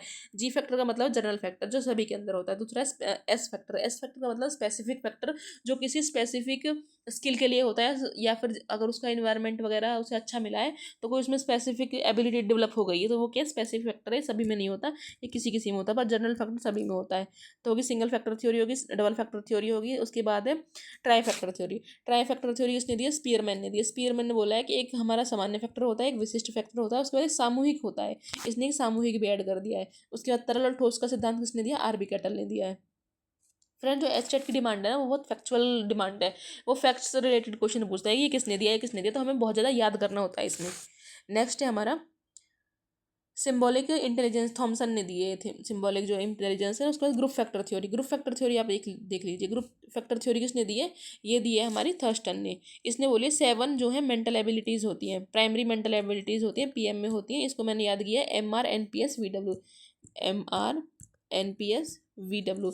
ये जो है 7 प्राइमरी हमारी जो है मेंटल एबिलिटी है। M का मतलब मेमोरी से रिलेटेड है, R का मतलब रीजनिंग से है, न्यूमेरिकल एबिलिटी है, परसेप्चुअल है, स्पेशल है, V से वर्बल है, और W से है हमारी वर्ड फ्लुएंसी। ठीक है। नेक्स्ट है हार्वर्ड गार्डनर। हार्वर्ड गार्डनर ने इंटेलिजेंस को बोला है कि मल्टीपल इंटेलिजेंस होती है हर किसी के अंदर। इसने जो 8 प्रकार की बोली है, NCERT में इसको 9 प्रकार की बोला गया है। तो इसके हम देख लेते हैं कौन कौन से इंटेलिजेंस के बारे में बात करी है इसने। पहली लॉजिकल मैथमेटिकल, दूसरी है म्यूजिकल, तीसरी है लिंग्विस्टिक, चौथी है स्पेशल सर्जन, स्पेशल मतलब इंटेलिजेंस होते हैं जो सर्जन में पायलट में होते हैं। उसके बाद बॉडीली काइनेस्थेटिक होता है जो सर्जन और डांसर वगैरह होते हैं। छठी है नेचुरलिस्टिक होती है इंटेलिजेंस, सातवीं इंटरपर्सनल इंटेलिजेंस, आठवीं इंट्रापर्सनल, नौवीं एग्जिस्टेंशियल यानी अस्तित्ववादी। ये जो NCERT में दे रखी है, बट इसमें 8 तक ही बोला गया है पहले। नेक्स्ट है हमारा, बट ये आपसे पूछा नहीं जाएगा कि 8 प्रकार की है 9 प्रकार की, आपसे ये पूछा जाएगा कि इनमें से कौन सी इंटेलिजेंस हार्वर्ड गार्डनर ने दी है, कौन सी नहीं दी है। अब देखो हम एक बार ना रिवीजन कर लेते हैं अपनी उसका जो हमने थ्योरी पढ़ी है। सिंगल फैक्टर थ्योरी इंटेलिजेंस की दी है बिनी ने, टू फैक्टर दिया स्पेयरमैन ने, ट्रायर्किक दिया स्टर्नबर्ग ने। उसके बाद मल्टी फैक्टर जो थ्योरी वो थॉर्नडाइक ने दी है। मल्टी फैक्टर का मतलब होता है मल्टीपल इंटेलिजेंस, ये है मल्टी फैक्टर। मल्टी फैक्टर दिए थॉर्नडाइक ने। थॉर्नडाइक ने इसने कॉन्क्रीट आस्पेक्ट दिया है, सोशल आस्पेक्ट दिया है, और एक कॉन्क्रीट के बाद एक होगा एब्स्ट्रैक्ट आस्पेक्ट दिया है। उसके बाद जो ग्रुप फैक्टर थ्योरी है थर्स्टन की, वो है मल्टीपल इंटेलिजेंस की, इसकी गार्डनर की है। ठीक है, नेक्स्ट है 3D स्ट्रक्चर मॉडल किसने दिया, गिलफर्ड ने दिया है। क्रिस्टल एंड फ्लूइड थ्योरी किसने दिया, आरबी कैटल ने दिया है। नेक्स्ट आईक्यू का जो आईक्यू कॉन्सेप्ट है किसने दिया, स्टर्न ने दिया। आईक्यू का फॉर्मूला होता है MA/C। एम ए का मतलब मेंटल एज अपॉन CA, यानी ये होती है हमारी जो एक तो हो रही है मेंटल एज, एक होती है हमारी जो हमारी खुद की जो एज है क्रोनोलॉजिकल जो लॉजिकल एज। उसके बाद जो टर्मन है ना, टर्मन ने इसने 100 को ऐड किया इस कॉन्सेप्ट में। जो पहला आईक्यू कॉन्सेप्ट है वो किसने दिया, आईक्यू कॉन्सेप्ट हमारा स्टर्न ने दिया। स्टर्न ने फॉर्मूला दिया वो IQ=MA/CA। तो इसको मैंने ऐसे याद किया मीका, हालांकि मीका नहीं बनता पर आप याद कर सकते हो कि किसने दिया है, स्टर्न ने दिया है, और मीका इसका नाम है, मेंटल एज अपन क्रोनोलॉजिकल एज। उसके बाद टर्मन ने इसको संशोधित किया है, इसमें 100 लगा दिया है। अब हमसे क्वेश्चन पूछ जाए, ऐसा क्वेश्चन 3 में पूछा गया है कि बच्चे की मेंटल एज 12 साल है, ठीक है, और उसकी खुद की जो एज है वो 16 साल है, तो उसका IQ कितना होगा। तो आप इस फॉर्मूले में डायरेक्ट लगा सकते हो। नेक्स्ट है फर्स्ट इंटेलिजेंस टेस्ट किसने दिया, बिने ने दिया। ये क्वेश्चन पूछा जा सकता है, फर्स्ट इंटेलिजेंस टेस्ट किसने दिया है, विनय ने दिया है। ये आप देख सकते हो, मैंने लिखा भी हुआ है, ये है हमारी, हाँ, त्रिआयामी सिद्धांत यानी 3D मॉडल। 3D मॉडल किसने दिया, JP गिलफर्ड ने दिया है। JP गिलफर्ड का जो मॉडल है उसमें जो 3D मॉडल है ना, ऐसे क्यूब की फॉर्म में जिसने 3D मॉडल दिया है, उसमें 3 तरह के वो हैं, उसकी 3 भागों में वर्गीकृत किया है। पहला है operational, subject and product. Product, operational and subject, ये इसके जो 3 भाग हैं, 3 भागों की अदर आगे फिर सफदर वो है डिवीजन, यानी कि 1 के 5 हैं। जैसे कि प्रोडक्ट ऑपरेशन सब्जेक्ट, इनके आगे भी पार्ट है 3D मॉडल में। 5 6 4, पहले 120 थे, इसको संशोधित करके 180 हो गए। पहले संशोधन में 150 फैक्टर हुए, फिर 180 हुए। उसके बाद मूल रूप से 120 हैं, JP गिलफर्ड के मूल रूप से 120 हैं। उसके बाद नेक्स्ट हम देखते हैं ट्रायर्किक थ्योरी। ट्रायर्किक थ्योरी देखने के बाद ये रेस के एस्पेक्ट, ये मैंने याद किए थे कोप से, COP कोप। JP गिलफर्ड ने जो 3D मॉडल दिया। कंटेंट में क्या आता है, कंटेंट में आता है visual, auditory, symbolic, semantic and behavioural. Content कैसा हो सकता है, देखो विजुअल जो हम आंखों से देखें, ऑडिटरी जो हम कानों से सुने, सिंबॉलिक यानी कि जो लैंग्वेज फॉर्म में होगा, सिमेंटिक यानी कि जिसको हम टच कर सकते हैं, बिहेवियर है जो बिहेवियर में दिखे। ये क्या कंटेंट हो गया। दूसरा है ये कितने 5 पार्ट है कंटेंट के। उसके बाद प्रोडक्ट के 6 पार्ट है। प्रोडक्ट में क्या है, यूनिट है, क्लास है, रिलेशन है, सिस्टम है, ट्रांसफॉर्मेशन है, इम्प्लीकेशन है, ये है प्रोडक्ट के पार्ट। उसके बाद ऑपरेशन है, ऑपरेशन में होगा इवेल्युएशन है, कन्वर्जेंट प्रोडक्शन है, डाइवर्जेंट प्रोडक्शन है, मेमोरी रिकॉर्डिंग है, कॉग्निशन है, मेमोरी रिटेंशन है। तो ये सारे क्या हो गए, JP गिलफर्ड का जो 3D मॉडल है उसके पार्ट हो गए, जो कि हमसे पूछे भी जाते हैं। तो ये इंपॉर्टेंट है, आप एक बार इसको देख लेना, ठीक है। कल्चरल इंटेलिजेंस किसने दी, कैटल ने दी है। उसके बाद जो ट्रायर्किक थ्योरी है उसको हम सक्सेसफुल थ्योरी बोलते हैं इंटेलिजेंस की, ये स्टर्नबर्ग ने दी है। इसने क्या दिया है, एक होता है एनालिटिकल आस्पेक्ट, एनालिटिकल। उसके बाद एक्सपेरिमेंटल, इसको संदर्भात्मक को बोलते हैं हम, रेफरेंस के फॉर्म में। एनालिटिकल, एक्सपेरिमेंटल और प्रैक्टिकल, ठीक है, ये दिए स्टर्नबर्ग ने 3 पार्ट इसके। उसके बाद एनालिटिकल कंपोनेंट, एनालिटिकल को हम कंपोनेंशियल भी बोल सकते हैं, उसको एक्सपेरिमेंट को हम क्रिटिकल भी बोल सकते हैं, उसको कॉन्टेक्चुअल को हम प्रैक्टिकल भी बोल सकते हैं, ठीक है। बुद्धि का पास मॉडल किसने दिया है, दास किर्बी जर्मन ने दिया है। और पास का मतलब होता है प्लानिंग, अराउजल, स्टिम साइमल्टेनियस एंड सक्सेसिव प्रोसेसिंग, ये है पास मॉडल। तो आप ये देख लेना एक बार। उसके बाद जो ये IQ का स्केल है ना, यहाँ से भी क्वेश्चन बनता है, इसमें पूछ जाता है कि जो 140 से अधिक जिसका IQ है वो क्या है, प्रतिभाशाली बच्चा है। जिसका 120 से 139 के बीच में वो है अति श्रेष्ठ बच्चा। जिसका 110 से 119 तक है वो है श्रेष्ठ। जिसका 90 से 109 है वो सामान्य है। जिसका 80 से 89 तक का IQ है वो है मंद। जिसका 70 से 79 तक है वो सीमांत मध्य बुद्धि। जिसका 60 से 69 तक है वो मध्य बुद्धि। उसके बाद जिसका 20 से 59 है वो हीन बुद्धि। जिसका 20 से कम है वो है जड़ बुद्धि, ठीक है। नेक्स्ट है हमारा method of intelligence test. Friends, intelligence test is important, यहाँ से क्वेश्चन बनते हैं। इंटेलिजेंस टेस्ट जो दो तरह के होते हैं, पहला है सब्जेक्टिव इंटेलिजेंस टेस्ट। सब्जेक्टिव का मतलब होता है वो इंडिविजुअल यानी कि एक इंसान पर टेस्ट किया जा रहा है। दूसरा है ग्रुप टेस्ट या फिर ऑब्जेक्टिव टेस्ट। उसके बाद जो इंडिविजुअल है ना सब्जेक्ट, उसमें दो तरह के हैं, एक है वर्बल एक है नॉन वर्बल। इसमें भी वर्बल है और नॉन वर्बल है, ठीक है। नेक्स्ट हम देखते हैं, देखो ये है इंटेलिजेंस का इंडिविजुअल एंड ग्रुप टेस्ट। यहाँ से आप देख लेना, मैंने सारे ना ब्रीफ करके एक ही उसमें लिखे हुए हैं कि आपको एक ही पेज देखना पड़े। इंडिविजुअल टेस्ट का मतलब है जो सब्जेक्ट एक एक सिंगल सिंगल सब्जेक्ट पे हो रहे हैं। पहला है वर्बल, इसमें क्या आएगा, इसमें आएगा बिने साइमन, टर्मन स्टैमफोर्ड, हिंदुस्तानी बिने और डॉक्टर राइस। ये कैसे हैं, वर्बल हैं। दूसरा है नॉन वर्बल यानी कि एक्टिविटी बेस्ड, ये है भूल भुलैया, मोरल ब्लॉक बिल्डिंग, आकार फलक, Seguin frame board, Pinter Paterson, Wechsler value और Goddard test and Bhatia battery. ये सारे जो टेस्ट हैं ये हैं एक्टिविटी बेस्ड टेस्ट है और ग्रुप टेस्ट है, ठीक है। ये हमारे वर्बल टेस्ट हैं और ये हैं इंडिविजुअल टेस्ट। ये हो गए इंडिविजुअल के ऊपर। उसके बाद दूसरा है हमारा ग्रुप टेस्ट। ग्रुप टेस्ट को मैं अभी दिखाती हूँ दूसरे स्टेज में ना। ये रहा इंटेलिजेंस का ग्रुप टेस्ट जो है, ग्रुप टेस्ट भी दो तरह का है, वर्बल एंड नॉन वर्बल।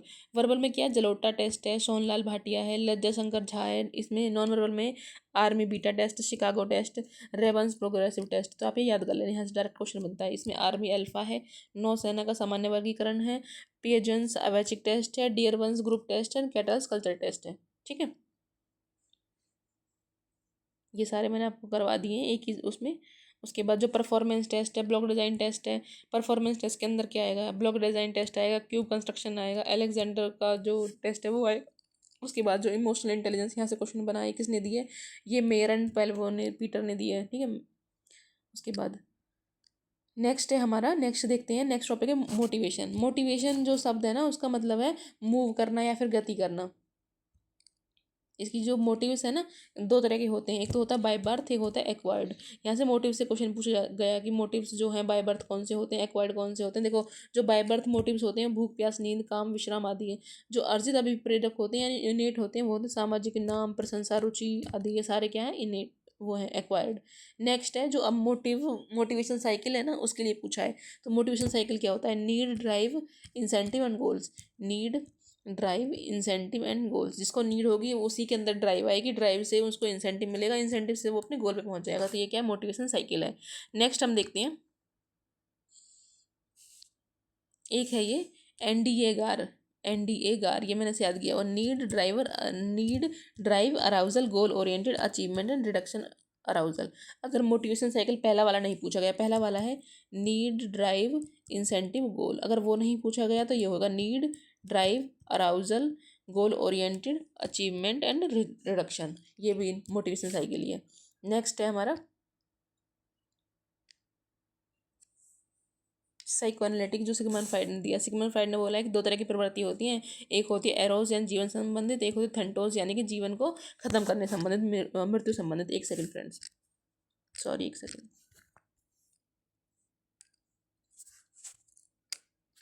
दो तरह की जो वो होती है ना मूल प्रवृत्ति, एक होती है इरोज, एक होती है थेंटोस। इरोज का मतलब होती है निर्माणकारी और थेंटोस का मतलब होता है विध्वंसकारी। उसके बाद एक किसने कॉन्सेप्ट दिया, अचेतन मन का।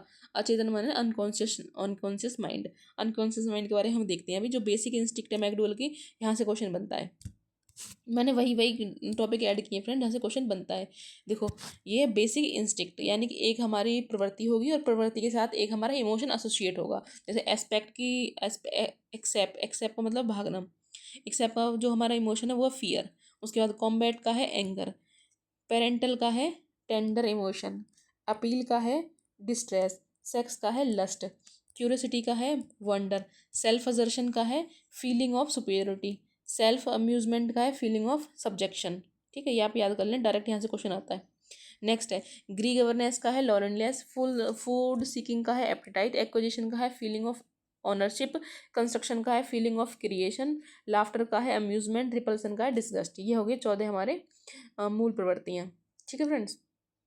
उसके बाद अब्राहम मॉस्लो की मोटिवेशन का एक वो है, एक तरह से मतलब हायरार्की।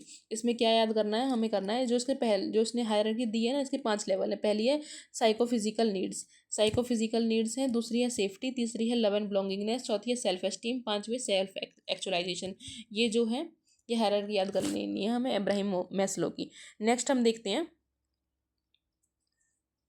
अचीवमेंट मोटिवेशन किसने दी है? मैकलिन ने दी है। इसने जो 3 ओरिएंटेशन दिए, पहली है मास्टरी ओरिएंटेशन, मास्टरी किसी पे मास्टरी हासिल कर लेना। दूसरी है परफॉर्मेंस ओरिएंटेशन, यानी कि आप परफॉर्मेंस पे फोकस हो। उसके बाद है परफॉर्मेंस अवॉइडेंस, इतना इंपॉर्टेंट नहीं है, आप देख सकते हो, वैसे मैंने करवा दिया है, मैंने रिवाइज करवा दिया, आप देख सकते हो।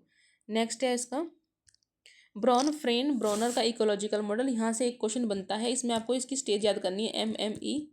एम है micro, meso, exo, macro and chrono, ये 5 स्टेज है इसकी ब्रॉन फ्रेन ब्रॉनर की। यहाँ से क्वेश्चन एक बनता ही बनता है स्टेट में। देखो आप देख सकते हो, पहली जो है माइक्रो सिस्टम है। माइक्रो सिस्टम में कौन आएंगे? पेरेंट्स आएंगे, फ्रेंड्स आएंगे, टीचर आएगा, स्कूल आएगा, ठीक है। दूसरा है मीजो सिस्टम। मीजो सिस्टम में कौन आएगा? मीजो सिस्टम में आएगा जिनका माइक्रो में आपस में संबंध है, जैसे परिवार है, मित्र हैं, अध्यापक है, यानी कि जिनका आपस में सीधा संबंध है किसी एक दूसरे के साथ। नेक्स्ट आएगा हमारा एक्सो सिस्टम। एक्सो सिस्टम मतलब जिनका इनडायरेक्ट रिलेशन होता है, जैसे कि मंदिर हो गया, स्वास्थ्य सेवाएं होगी, इनका क्या इनडायरेक्ट वो होता है, बच्चे के साथ संबंध, डायरेक्ट संबंध नहीं होता है। नेक्स्ट है हमारा फोर्थ मैक्रो। यहाँ एक सेकंड,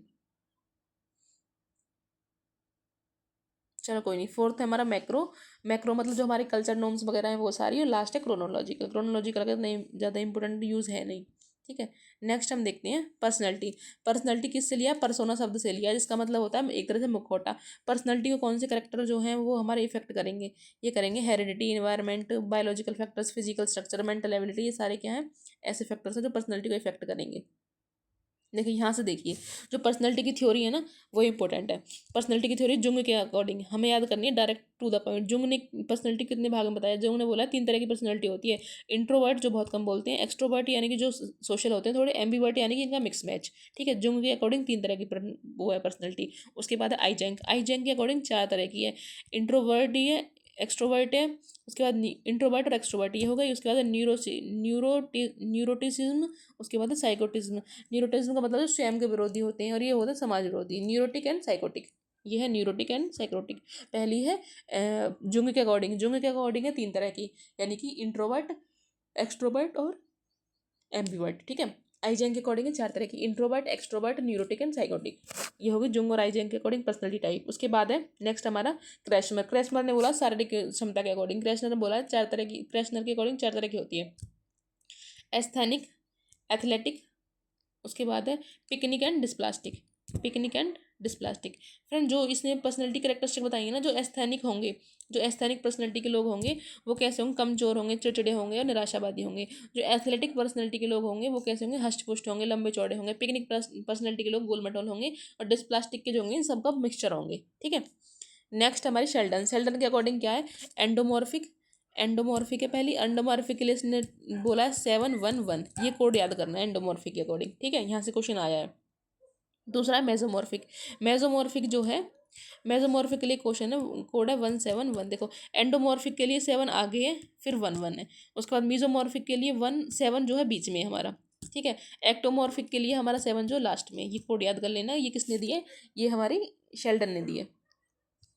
किसने दी? हमारी शेल्डन ने दी। क्रैशमर ने दी है हमारी 4 तरह की personality, asthenic, athletic, picnic and dysplastic, ठीक है।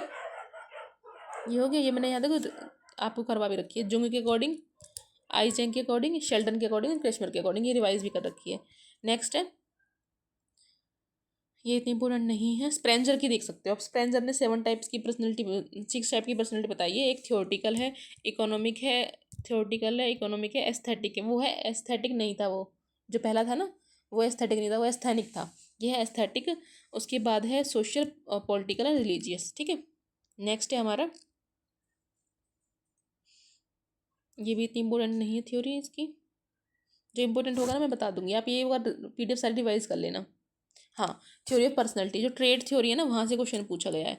ट्रेड थ्योरी किसने दी है? फिर कौन सी ट्रेड थ्योरी है? जैसे ये कैटल के द्वारा, कैटल ने बोला, कैटल एंड ऑलपोर्ट की। कैटल ने बोला 16 ट्रेड्स होते हैं, ऑलपोर्ट ने बोला 2 ट्रेड्स होते हैं। तो ट्रेड थ्योरी किसने दी? कैटल ने और अल्पोर्ट ने दिए। जो 16 ट्रेट है ये तो हमें याद नहीं करनी, बट जो 2 ट्रेट है ना उसमें हमें ये देख लेंगे। एक तो होता है हमारा कार्डिनल ट्रेट। कार्डिनल ट्रेट होता है जो मोस्ट डोमिनेटिंग ट्रेट है, जो हमारे छुपाई नहीं छुपती। दूसरा है सेंट्रल ट्रेट। सेंट्रल ट्रेट्स होते हैं जो हिडन क्वालिटी होती है, कभी कभी दिखती हैं वो हमारी, ठीक है। उसके बाद सिगमंड फ्रॉइड की अगर हमें करनी है इंपॉर्टेंट है, सिगमंड फ्रॉइड ने ना मन की 3 अवस्थाएं बोली है। एक तो होती है टोपोलॉजिकल, एक है डायनेमिक, उसके बाद साइकोसेक्सुअल, 3 आयाम दिए हैं इन्होंने। और अनकॉन्शियस मन की बात की, और जो मन को बर्फ की चट्टान से जो है इन्होंने कंपेयर किया है। एक है कॉन्शियस माइंड, दूसरा सबकॉन्शियस माइंड, तीसरा अनकॉन्शियस माइंड। ठीक है, जो चेतन माइंड है, कॉन्शियस माइंड है, वो हमारा 1/10 हिस्सा है, और 9/10 हिस्सा जो है जो अचेतन मन है, अनकॉन्शियस माइंड है। उसके बाद डायनेमिक स्ट्रक्चर दिया है इसमें फ्रॉइड ने। इसने जो पर्सनैलिटी के पॉइंट ऑफ व्यू से बोला है कि 3 तरह की पर्सनैलिटी होती है। एक तो ईड पर्सनैलिटी होती है, दूसरी है ईगो पर्सनैलिटी होती है, तीसरी है सुपर ईगो पर्सनैलिटी है। जो ईड पर्सनैलिटी के लोग होते हैं ना फ्रेंड्स, ये बिल्कुल एक तरह से राक्षस प्रवृत्ति के होते हैं, इन्हें अपनी जो नीड्स हैं वो फुलफिल करनी है। दूसरी जो पर्सनैलिटी है, ये जोड़न कड़ी का काम करती है, यानी कि जो इनके लिए सही है वो वही काम करेंगे। तीसरे जो महान प्रवृत्ति वाले हैं, ये बिल्कुल ईश्वरीय प्रवृत्ति होती है इनके अंदर। नेक्स्ट है हमारा इरोस थेंटोस, मैंने करा दिया। हाँ, जो सिगमंड फ्राइड का जो साइको एनालिटिक सिद्धांत है, उसकी 5 अवस्थाएं। पहली है डेवलपमेंट की ओरल स्टेज। ओरल स्टेज जो है बच्चे की पहली अवस्था है बिल्कुल डेवलपमेंट की। ओरल स्टेज की जो एज टाइम है वो है 0 से 2 साल, मतलब इसमें जो बच्चे का विकास होगा वो मुख के थ्रू होगा, जैसे कि अंगूठा चूस कर, बलबलाकर। दूसरा है एनल स्टेज। एनल स्टेज का मतलब है ये 1.5 से 3 साल की अवस्था है, इसमें बच्चे को अपनी सुसु पोटी में ट्रेनिंग आ जाएगी। नेक्स्ट है फैलिक स्टेज। फैलिक स्टेज का मतलब है वो अपने अंगों से ही स्वयं जो सेल्फ ऑर्गन से उनसे प्रेम करने लगता है। इसमें ऑडिपस इलेक्ट्रा ग्रंथियाँ आ जाती है, जैसे मैंने अभी हमने चाइल्ड डेवलपमेंट पढ़ा था कि एक ऑडिपस इलेक्ट्रो नर्वोसा होता है, एक बुलिमा नर्वोसा होता है। तो जो ऑडिपस और इलेक्ट्रो संबंधी ग्रंथि है वो यहाँ डेवलप हो जाएंगी। ठीक है, जो ऑडिपस का मतलब है कि बच्चे का माँ के प्रति अट्रैक्शन, यानी कि बॉय का जो माँ के प्रति अट्रैक्शन होता है उसे हम बोलते हैं ऑडिपस। उसके बाद इलेक्ट्रा का मतलब है जो मतलब चाइल्ड जो बेबी होगी ना हमारी गर्ल, उसका अपने फादर के प्रति अट्रैक्शन को बोलेंगे हम इलेक्ट्रा एस्पेक्ट। नेक्स्ट स्टेज है लेटेंसी स्टेज। लेटेंसी स्टेज का मतलब गोइंग टू स्कूल। ये इतनी मतलब हाईलाइट स्टेज नहीं है, इसमें चीज़ें मतलब ज़्यादा हाईलाइटेड नहीं है। लास्ट स्टेज हमारा जेनेटल स्टेज। जेनेटल स्टेज जो है जनांगी अवस्था है, इसका जो मतलब जो टीनेज वाली अवस्था है ना, वो इसके फ्रॉइड की जेनेटल अवस्था है, लास्ट स्टेज है इसकी। नेक्स्ट देखते हैं हम मेथड ऑफ पर्सनैलिटी मेजरमेंट। जैसे हमें इंटेलिजेंस के टेस्ट पढ़े थे इंटेलिजेंस मेजरमेंट के, वैसे ही पर्सनैलिटी मेजरमेंट के टेस्ट हैं। सब्जेक्टिव मतलब इंडिविजुअल, ऑब्जेक्टिव मतलब ग्रुप में, और प्रोजेक्टिव मतलब एक तरह से एक्टिविटी बेस्ड टाइप में। ठीक है, तो हम देखते हैं सब्जेक्टिव में कौन कौन से हैं। सब्जेक्टिव में आएंगे ऑटोबायोग्राफी है, केस स्टडी है, इंटरव्यू है, क्वेश्चन आंसर जो है सब्जेक्टिव में है। उसके बाद जो ऑब्जेक्टिव है, ऑब्जेक्टिव में observation, rating scale, sociometry, physical appearance, situation test. यानी सब्जेक्टिव का मतलब है वो जो आप टेस्ट कर रहे हो किसी के पर्सनैलिटी पे, वो एक एक इंसान पे टेस्ट कर रहे हो। ऑब्जेक्टिव का मतलब है कि आप पूरे ग्रुप पे टेस्ट कर रहे हो। उसके बाद जो यहाँ से इंपॉर्टेंट है फ्रेंड्स, वो है हमारा प्रोजेक्टिव मेथड। प्रोजेक्टिव मेथड में पहला है TAT। TAT का मतलब है थीमेटिक एप्रीशिएशन टेस्ट। ये पहले पूछा जाए किसने दिया, ये दिया मुर्रे मॉर्गन ने। कितने टेस्ट हैं इसमें? 30 टेस्ट हैं। 10 हैं जो कार्ड मेल के, 10 फीमेल के, 10 किसके हैं? बोथ के। ठीक है, नेक्स्ट है दूसरा है CAT। CAT क्या है? Child apperception test. Child apperception test किसने दिया? लियोपोल्ड बेलक ने दिया है। इसमें 10 टेस्ट हैं जानवरों की। ठीक है, नेक्स्ट है रोशा शाही धब्बा। रोशा शाही धब्बा किसने दिया? हरमन रोशा ने दिया है। हरमन रोशा ने एक ब्लड टेस्ट दिया। 10 कार्ड है, ये कलर वाले कार्ड है। 5 ब्लैक एंड वाइट हैं, 2 रेड हैं, और 3 जो है मल्टी शेड के हैं। नेक्स्ट है हमारा word association test. Word association test जो है किसने दिया? गोल्टन ने दिया है। अनकॉन्शियस बिहेवियर की बात करिए इसमें।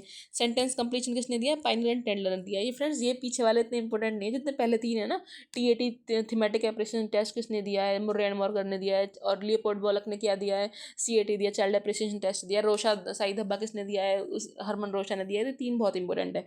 नेक्स्ट है हमारा, ये आप देख लेना। नेक्स्ट है ऑब्जेक्टिव मेथड भी हो गया। सोशियोमेट्री जेल मोरोनो ने दिए। एडजस्टमेंट। फ्रेंड एडजस्टमेंट का होता है, एडजस्टमेंट का मतलब होता है कि स्थिति के अकॉर्डिंग स्वयं को ढालना। स्थिति के अकॉर्डिंग स्वयं को ढालना। अगर कोई स्थिति के अकॉर्डिंग खुद को नहीं ढाल पाता है तो उसको हम बोलते हैं अनएडजस्टमेंट। अनएडजस्टमेंट अनएडजस्टमेंट में क्या क्या होता है? कॉन्फ्लिक्ट होता है। ठीक है, कॉन्फ्लिक्ट होगा, एक सेकंड, कॉन्फ्लिक्ट होगा। उसके बाद है कॉन्फ्लिक्ट में उसने अप्रोच दिया, अप्रोच कॉन्फ्लिक्ट। अप्रोच का मतलब है कि दोनों साइड वो अप्रोच कर रहा है। 2 स्थिति हैं, दोनों ही पॉजिटिव हैं, जैसे कि दोनों हाथों में लड्डू। अगर एस्टेट का और सीटेट का दोनों पेपर है एक ही दिन में, तो हमें कौन सा पेपर देना है? तो ये क्या अप्रोच दोनों ही पॉजिटिव है। नेक्स्ट है अप्रोच अवॉइडेंस का मतलब दोनों ही स्थिति हैं कि नेगेटिव स्थिति दोनों ही, जैसे आगे कुआ पीछे खाई। तीसरा है approach avoidance conflict. Approach avoidance conflict का मतलब है कि एक स्थिति पॉजिटिव है, एक नेगेटिव है। ठीक है, नेक्स्ट है एंग्जाइटी। एंग्जाइटी भी हमारा अनएडजस्टमेंट का ही वो है। उसके बाद फ्रस्ट्रेशन है, टेंशन है, स्ट्रेस है। अनएडजस्टमेंट को दूर करने के जो उपाय हैं वो है डायरेक्ट और इनडायरेक्ट। ठीक है, डायरेक्ट मेथड क्या है? एस्केप यानी भाग जाना। डिस्प्लेसमेंट का मतलब है किसी और पे निकालना। उसके बाद एनालिसिस यानी विश्लेषण करना। अटेंशन मतलब ध्यान देना। उसके बाद इनडायरेक्ट मेथड है, ये इंपॉर्टेंट है, यहाँ से क्वेश्चन बनता है। इनडायरेक्ट मेथड है, पहला है प्रोजेक्शन।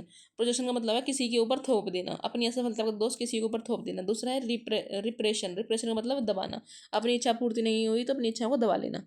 नेक्स्ट है सपरेशन। सपरेशन का मतलब है इच्छा, ये भी रिप्रेशन की तरह का ही है। ये जो है डिफेंस मैकेनिज्म किसने? सिगमंड फ्रॉइड ने दिए हैं। नेक्स्ट है हमारा रिग्रेशन। रिग्रेशन का मतलब पीछे की ओर लौटना। यहाँ से क्वेश्चन बना हुआ है जैसे कि स्टेट में कि एक बच्ची के जो पेरेंट्स हैं वो अपने घर में नया टॉय ले आते हैं बच्चे के रूप में। तो जो लड़की होती है वो क्राई करती है, तो वो कौन सी उसमें वो है अनएडजस्टमेंट का कौन सा उसमें टाइप है? तो वो है रिग्रेशन है, रिग्रेट करते। डिस्प्लेसमेंट का मतलब है अपना गुस्सा किसी और पे निकालना। आइडेंटिफिकेशन का मतलब है अपनी पहचान विशेष व्यक्ति के साथ जोड़ना। रैशनलाइजेशन का मतलब है अंगूर ना मिले तो अंगूर खट्टे हैं। उसके बाद डे ड्रीमिंग को पता है, खुले में सपने लेना खुले आंखों से। उसका सब्लिमेशन का मतलब है अस्वीकार कार्यों को स्वीकार करना। रिएक्शन फॉर्मेशन का मतलब है वास्तविक की ओर ध्यान। इतना इंपॉर्टेंट नहीं है। प्रॉब्लम सॉल्विंग, हाँ प्रॉब्लम सॉल्विंग से क्वेश्चन बनता है आपका रॉबर्ट गैने की जो थ्योरी है हायरार्की, उसमें हाईएस्ट हायरार्की क्या है? एक तो हमें याद करना प्रॉब्लम सॉल्विंग किसने दी है? गैने ने दी है। उसके बाद जो उसने हायरार्की दी है ना, इसमें 8 स्टेज है। पहली है सिग्नल लर्निंग या फिर साइन लर्निंग। दूसरी है स्टिमुलस रिस्पॉन्स। तीसरी है सीक्वेंस लर्निंग। चौथी है वर्ड एसोसिएशन। पांचवी है डिस्क्रिमिनेशन। ठीक है, छठी है कंसेप्चुअल लर्निंग। सातवीं है रूल लर्निंग और आठवीं प्रॉब्लम सॉल्विंग। यहाँ से क्वेश्चन बनता है कि जो गैने की हाईएस्ट स्टेज है उसका नाम क्या है? उसका नाम है प्रॉब्लम सॉल्विंग। सिर्फ इतना याद करना है आपको। नेक्स्ट देखते हैं हम क्रिएटिविटी। क्रिएटिविटी के जो टेस्ट है मिनीसोटा है, गिलफर्ड है, रिमोट एसोसिएशन है, बालक एंड कॉर्गन है, टॉरेंस है। ये सारे क्या है? क्रिएटिविटी के टेस्ट है। क्रिएटिविटी के लिए बाकर मेहंदी है, पासी सृजनात्मक है, शर्मा बहुविधि टेस्ट है, सक्सेना टेस्ट है। ये किसके? क्रिएटिविटी के। डायरेक्ट आप याद कर लेना। जो क्रिएटिविटी के लिए चार जो है ना उसके फीचर्स हैं या फिर करेक्टरिस्टिक है, वो क्या? फफोई। मैंने ऐसे किया फफोई। फफोई का मतलब है flexibility, fluency, elaboration and originality. O का मतलब ओरिजिनलिटी। नेक्स्ट है चिंतन कैसा? अभिसारी चिंतन है, अपसारी चिंतन है। जो क्रिएटिविटी की स्टेज है ये आती है यहाँ से। पहला है प्रिपरेशन, फिर है इंक्यूबेशन, फिर है इल्यूमिनेशन, फिर है वेरिफिकेशन। ये याद कर लेना, यहाँ से क्वेश्चन बनता है। उसके बाद नेक्स्ट है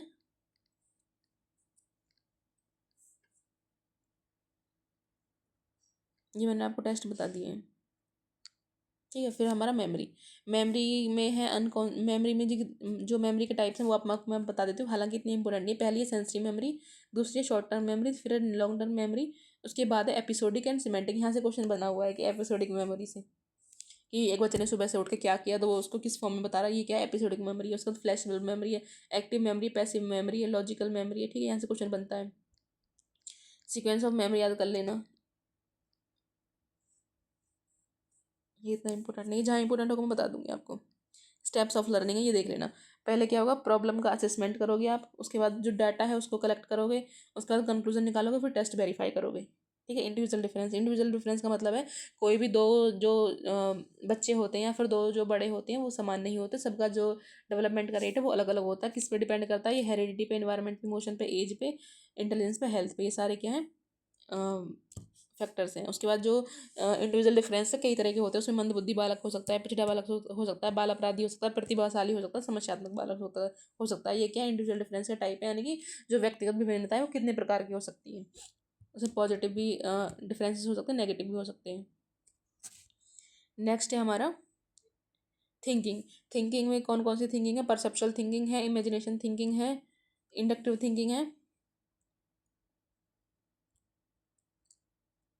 ये लर्निंग डिसेबिलिटीज़ है। लर्निंग डिसेबिलिटी किसने दी है? सैमुअल क्रिक ने दी है। ये क्वेश्चन बना है कि एलडी किसने दी है? सैमुअल क्रिक ने दी है।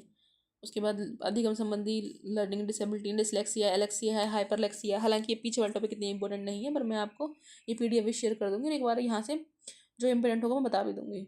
ठीक है, यहाँ से इतना कोई क्वेश्चन नहीं बनता है। इंटरेस्ट जो कैसे होते हैं? अर्जित होते हैं, जन्मजात होते हैं। इंटरेस्ट से इतना नहीं है, इतना खास इंपॉर्टेंट।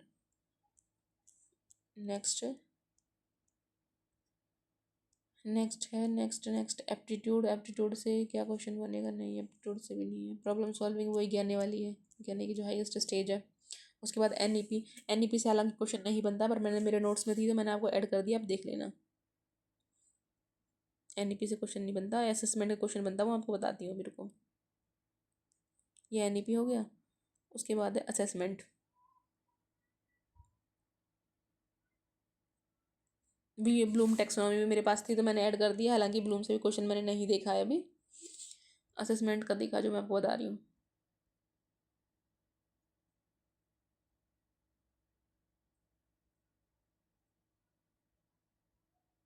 गाइडेंस एंड काउंसलिंग है, गाइडेंस एंड काउंसलिंग बीएड वगैरह में पढ़ते हैं तो वही है ये। हालांकि यहाँ से ऐसा कोई क्वेश्चन बना नहीं है गाइडेंस एंड काउंसलिंग से। वो लास्ट का क्वेश्चन जो है ना, हमारा लास्ट टॉपिक है वो असेसमेंट है, वहाँ से मैं आपको एक क्वेश्चन बताऊंगी, वो कर लेना। देखो, असेसमेंट मेजरमेंट का मतलब होता है किसी भी चीज़ को मापना, ठीक है। क्या तरीके हैं, नॉमिनल है, ऑर्डर है, इंटरवल है, रेशियो में है। उसके बाद असेसमेंट जो है उसमें FAS से, देखो ये है पहला है, ये बता रही थी मैं आपको। जो असेसमेंट होता है वो एक तो होता है फॉर्मेटिव असेसमेंट। फॉर्मेटिव असेसमेंट होता है जो अधिगम की प्रक्रिया के दौरान होता है, जिसको हम बोलते हैं FA, ठीक है। शिक्षक और छात्र दोनों शामिल होते हैं। उसके बाद दूसरा होता है समेटिव असेसमेंट। समेटिव असेसमेंट होता है SA होता है हमारा टीचिंग लर्निंग के लास्ट में, इसमें अंक वगैरह दिए जाते हैं, सुधार इसमें नहीं होता है SA में। फिर है निदानात्मक आकलन। निदानात्मक आकलन का मतलब डायग्नोस्टिक। डायग्नोस्टिक का मतलब है तुम बच्चे की प्रॉब्लम फाइंड आउट कर रहे हो कि प्रॉब्लम है कहाँ, ठीक है। उसके बाद होता है एक होते है रेमेडियल टीचिंग। रेमेडियल टीचिंग होता है जिसमें आप बच्चे के प्रॉब्लम को सॉल्यूशन दे रहे हो। उसके बाद यहाँ से क्वेश्चन बताया असेसमेंट ऑफ लर्निंग किसको बोलते हैं। असेसमेंट ऑफ लर्निंग यानी लर्निंग का असेसमेंट, ये बोलते हैं हम FA को, सॉरी लर्निंग का असेसमेंट बोलते हैं SA को। और असेसमेंट फॉर लर्निंग यानी लर्निंग के लिए असेसमेंट बोलते हैं SA को। ये इंपॉर्टेंट था, इसको बता रही थी। असेसमेंट एंड लर्निंग को बोलते हैं सेल्फ असेसमेंट, ठीक है फ्रेंड्स। उसके बाद और तो इसमें कोई खास इंपॉर्टेंट है नहीं, ये एक बार आप देख लेना, ठीक है।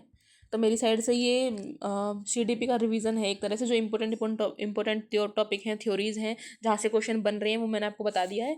तो आप ये वीडियो एक बार देख लेना। अगर आपको ये PDF चाहिए तो मेरा टेलीग्राम है, उसको आप ज्वाइन कर लेना, फिर मेरे को कमेंट कर देना, मैं आपको प्रोवाइड कर दूँगी। तो थैंक यू, आज के लिए इतना ही।